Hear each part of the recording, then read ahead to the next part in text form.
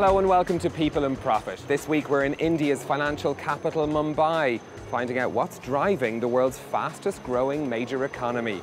Coming up in the programme, we'll speak to the head of one of India's biggest companies about the aftershocks of the country's cash crisis and what business wants now from the government. Up all night in Delhi, how the capital's economy is adjusting to a workforce that's serving customers on the other side of the world. And Generation Startup, we meet the brightest young Indian entrepreneurs.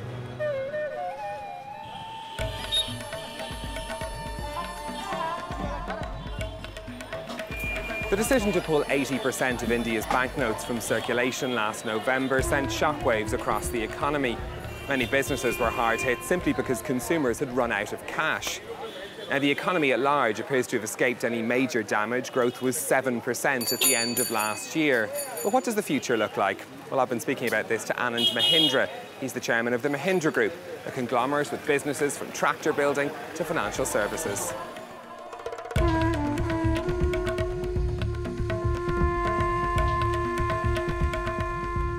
Anand Mahindra, thank you for speaking to us. Can I start by asking you about demonetisation?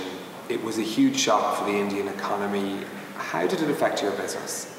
The month of November was, I think, a month of transition for everyone. Everyone did a double take. This was entirely unprecedented. It was new, but the forecasts of doom proved to be wrong. In fact, when you look back, I think what comes out is how resilient the Indian economy is.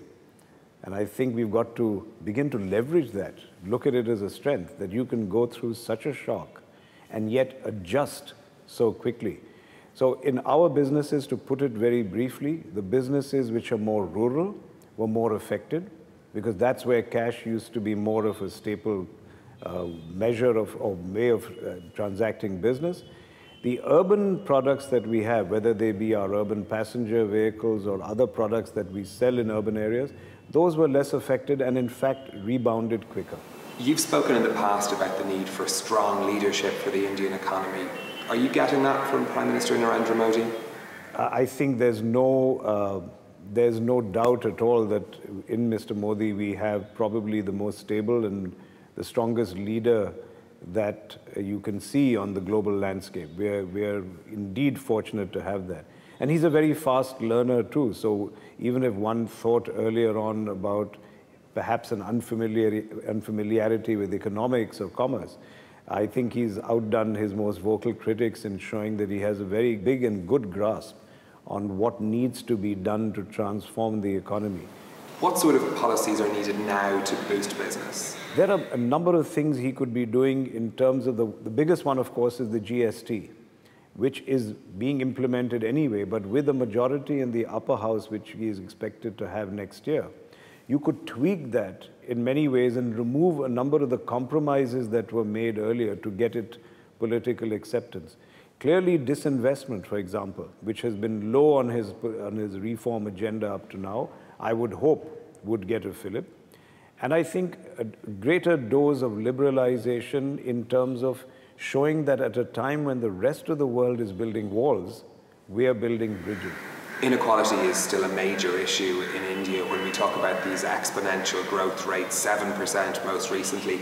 Is there a sense that that economic growth is trickling down to the poorest people in this country? I think what is going to be key is to frankly revolutionize agriculture. 65% of the country's population are still in rural areas. Half their income is non-agricultural, but the other half is critical. And even for an economy that now is arguably the fourth largest in PPP terms, every monsoon, every summer we look skyward waiting for the rains to decide whether this is going to be a really good year or not. That's crazy, that's primitive.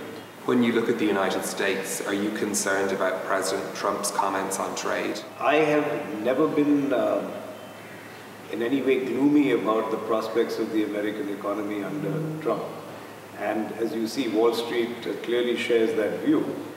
We have a large stake in America in a number of our businesses, in automotive and in tractor and in IT. In all of them, we are going to double our bets because we think America is going to be one of the going to regain its position as fast growing, not just the largest, but fast growing. Anand Mahindra, thank you very much for speaking to us.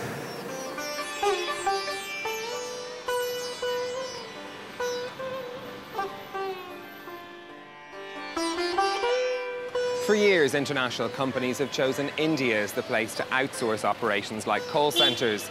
As a result, there are millions who work through the night here to serve customers in the United States and in Europe. A recently passed law is helping New Delhi's economy to catch up with that change, permitting shops and some other businesses to open through the night. But it's not been a change without controversy, as our correspondents in New Delhi have been finding out. As Delhi settles into sleep, call centre workers stream from shuttles all over the city, setting out for another night at the office. In India, outsourcing is a $150 billion industry, and the capital is one of the country's biggest hubs. Thank you for calling. Ask PC Expert. My name is Purnima. How may I help you? Right now, I'm getting calls from US. Most of they're calling from Florida. Multinational companies run 24 hours a day, requiring night shift employees to adapt to the schedule of clients based in the US and UK. Call centers attract thousands of young Indians like Rajiv. Yes, sir. The file is downloading. How much time it's showing you over there? He juggles his studies by working all night. It's pretty good for me. I get free like around 3:30 from here. I reach my home around 4. So I have plenty of time to sleep till 10:30. Then I woke up, attend my classes. This nighttime economy is reshaping the city's culture and even its laws. A bill passed just last year, now being implemented, will soon let commercial businesses stay open 24/7. The Mall of India, the country's biggest shopping centre, boasting an indoor snow slope, is set to become one of India's first all-night malls. The capital's new 24-hour culture may soon be powered in part by women, thanks to another new law which grants women in retail the right to work all night. But the new wave of nocturnal workers is also sparking concern. It would be very difficult for a family to send two girls overnight for a night shift or something because of safety reasons, definitely. It's not like New York or New Jersey or any big city.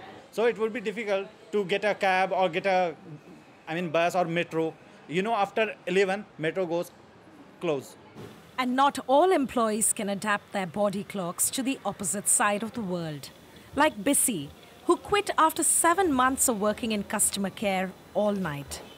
I suffered from this low blood pressure because of maybe sleep deprivation. You suffer from a really bad headache. You can't even move your eyes. I felt that. I worked there for so many months. I thought I'll be used to it, but no. Still, in Delhi, millions of applicants continue to compete each year for night shifts.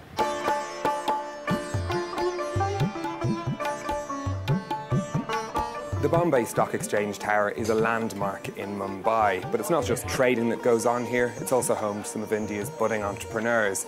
This is the Zone Startups Accelerator. Around 30 companies are based here. They get office space, they get help and advice on business strategy, and all of that comes with a prestigious address.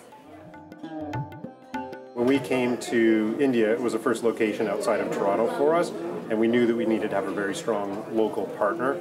So the Bombay Stock Exchange was a fantastic one for us, both in terms of the network they were able to expose us to, but also in terms of the location of the space itself. It's a very attractive address for startups to have, and it may not be intuitive necessarily that an exchange would partner with an entity like ours, focusing on early stage technology companies, but it's been very, very valuable for the companies themselves to be connected to the exchange. Well, let's meet some of those entrepreneurs that are based here at the Zone Startups Hub. I'm going to start by asking each of you to tell us a little bit about all of your companies. So FlexiLoans is a digital lending startup that actually aims to provide hassle-free, collateral-free, quick working capital loans to SME small businesses in India. Our company is called Bleetech Innovations, and we are building a smartwatch for deaf community. So be it like alarm clock, doorbell, your baby crying, dog barking, any sound, we can convert that into vibrations. So people cannot hear it, they will feel it through the vibrations. We are building a suite of tools that's customized and built ground up for the Indian audience. When I say Indian audience, we are building in 11 Indian languages. So it's a suite of tools, software products, mobile applications. What's it like to start a business in India at the moment? I think this is amongst the best time that I have seen. So all of us, my co-founders, have had at least 12 to 13 years of experience. And this is amongst the best time that we all feel motivated to actually start something here. We really feel that a startup can actually create a difference in solving hundreds of problems that technology is actually enabled to do. Are you hoping to expand your business in India or internationally or both? We are starting from India, so we would like to sell our devices in India, of course. But we also plan to launch our device internationally because deaf community outside India, they are very much united, very much mature than what we find in India. And technology acceptance, I would say, is more in outer countries than in India. When you look at the future of the startups ecosystem in India, do you think that it could grow to a point where it surpasses the United States? It's very likely because India is going through a metamorphosis. There are two different types of India, like the Bharat, as we call it in the native language, and India, which is fast-moving, the millennial, the Snapchat and smartphone-wielding iPhone users, versus a very son-of-soil, traditional India. So there are companies that are addressing both of these people. There are agro-tech, there are cattle and crop technologies and startups working on this, where they're onboarding farmers and people in the rural landscape. So there are even technology penetrating to that level in terms of digital inclusion, financial inclusion, so on and so forth. So to begin with, we are 1.2 billion people.